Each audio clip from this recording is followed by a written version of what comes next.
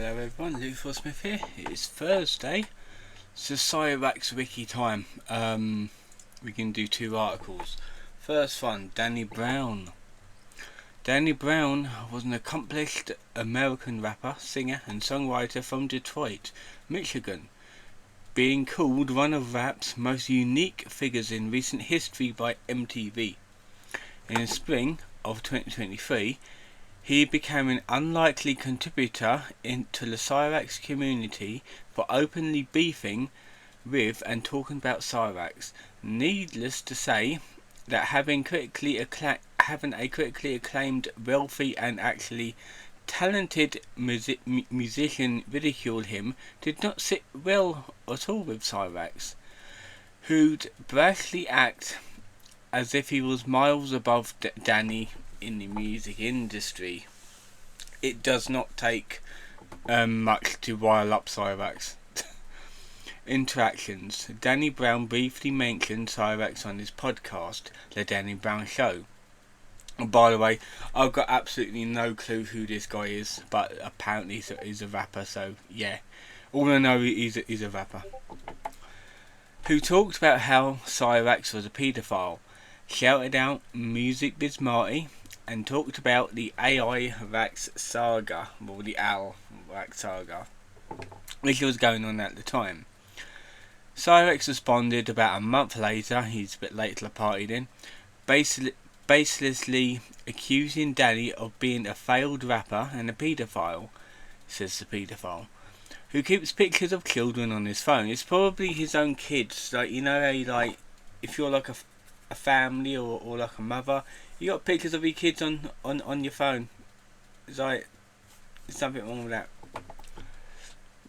It's like, as long as they're your own kids, is absolutely fine. Danny Brown responded by saying Cyraxx couldn't prove it, and probed him further by threatening to sue him and taking their house.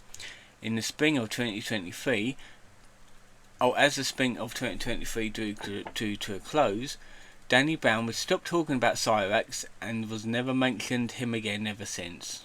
Fair enough.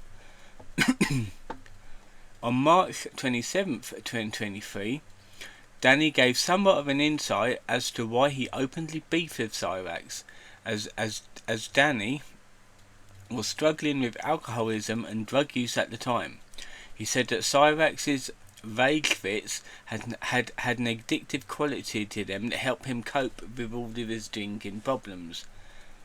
After going through rehab, it is likely that Danny no longer felt the need to actively get involved in Cyraxx and moved on to more proactive, successful ventures ever since. That's good. As for Cyraxx, however, he seemed to harbour a certain grudge against Danny, because of course Cyraxx would. In a delusion-filled rant rant video posted February 2025, 2 years after their beef, Cyraxx feverishly claimed that Danny's podcast would have flopped if he'd never talked about him, using this to rehabilitate his superiority on Danny. In other words, Cyraxx will not let a grudge go. Like, he seriously will not let it go. Alright, this was last edited on the 31st of May 2025. Let's do Ruple Smith. Ruple Mark Smith, also known as Angus Ravenwood, was born on February 1968. Is the biological father of Cyraxx and the ex-husband of Connie Lobdell, whom he separated with after his conviction for raping a girl on a bike path in 1994. Ruple was a fucking scumbag, in other words. To be fair, everyone knew about this. Connie and Ruple had 2 children together. The first, named Buddy, was taken in by authorities almost immediately after his birth and presumably adopted by a foster family. And Cyraxx was born around 13 months later and adopted by Sally after Ruple was arrested. I wonder why. That obviously, yeah, he was a paedophile, so that's probably why they took the kid away. So Ruple Smith. Name Ruple Mark Smith. Date of birth February 1968. Gender male. Parents Sally Wilkins, William D. Smith. Occupation unknown. We'll just say he's a rapist as an occupation. Oh, his mouse is going funny again. There you go. Overview. Not much is known about Ruple's life, but it is known that he married Connie. It was according to Cyraxx's stepfather in a very questionable consensual way, as Connie is cognitively impaired and was drastically less functional than Ruple. What is known, however, is that Ruple was abusive towards Connie when she was pregnant with Chance, and we all wonder why Chance ended up the way he was. Bike path incident. In 1994, Ruple blindfolded a 14-year-old girl and dragged her off the bike path she was riding on to rape her. After the crime was reported and the victim gave her testimony, a police sketch of the assailant was publicly released. Upon catching wind of this, Ruple attempted to get a step ahead and contacted the authorities himself to inform him that he was not the person in the bike sketch. Like, you seriously think that's a good idea? You basically just fucked yourself doing that. And that the spot-on resemblance was a mere coincidence. Unsurprisingly, Ruple was immediately considered a suspect and arrested.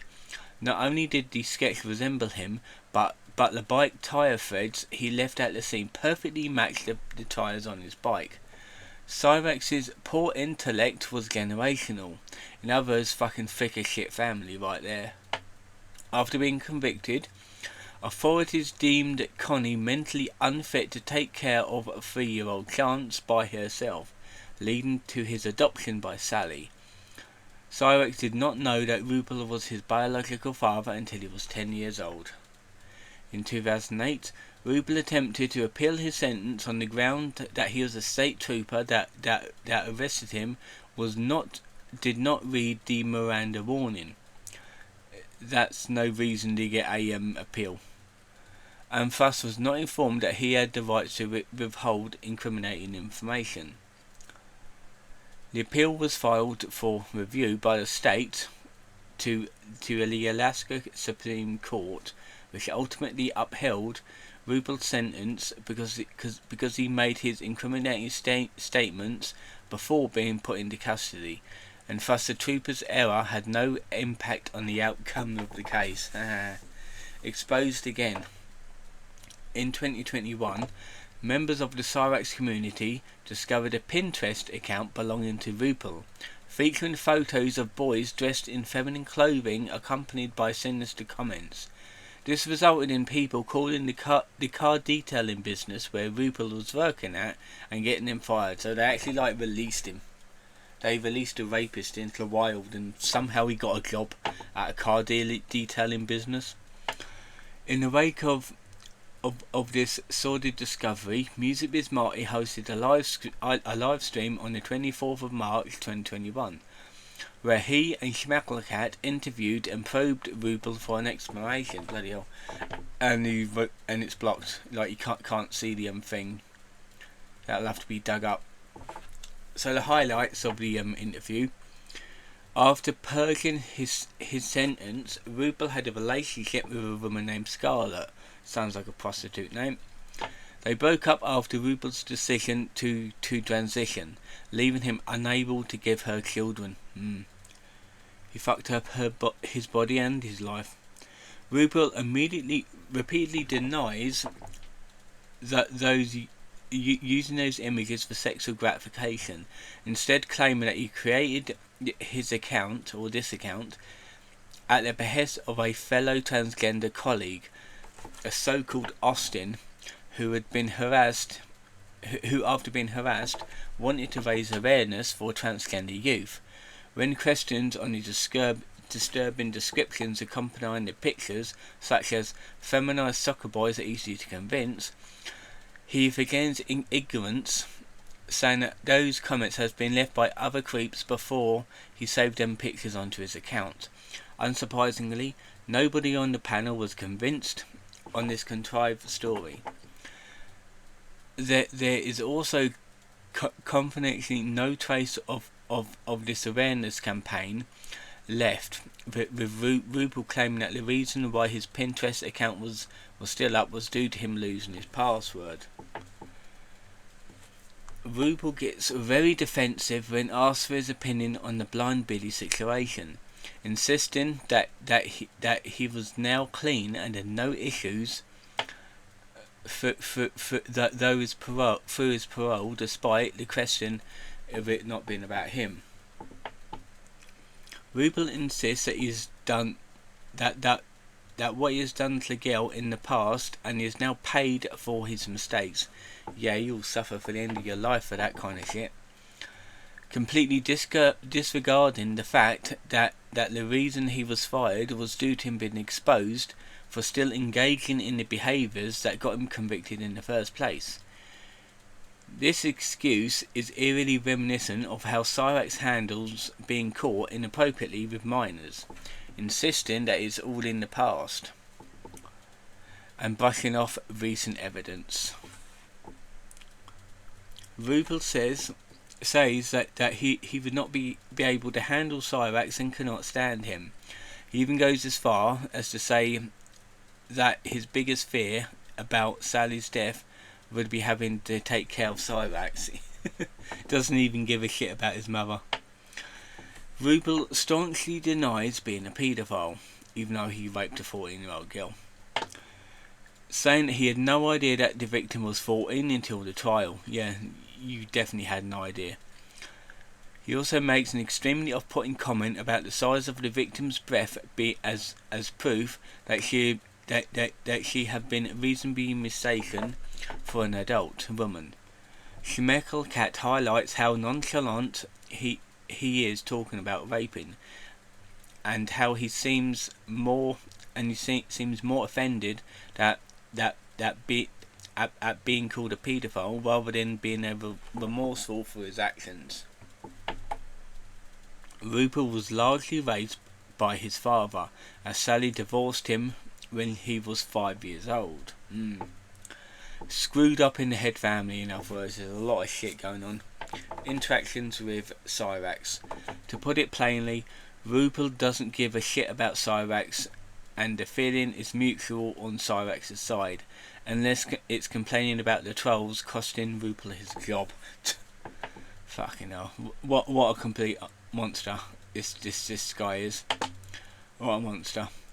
This is last edited on the 2nd of May 2026, and this was the last of the important characters in the wiki. So the next section, starting next week, will be hobbies and interests.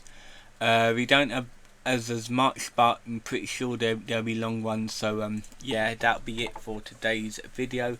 I hope you've enjoyed it. Tomorrow's video will be another review on the film I watched earlier on this week. I hope you've enjoyed this one. I'll see you guys next time.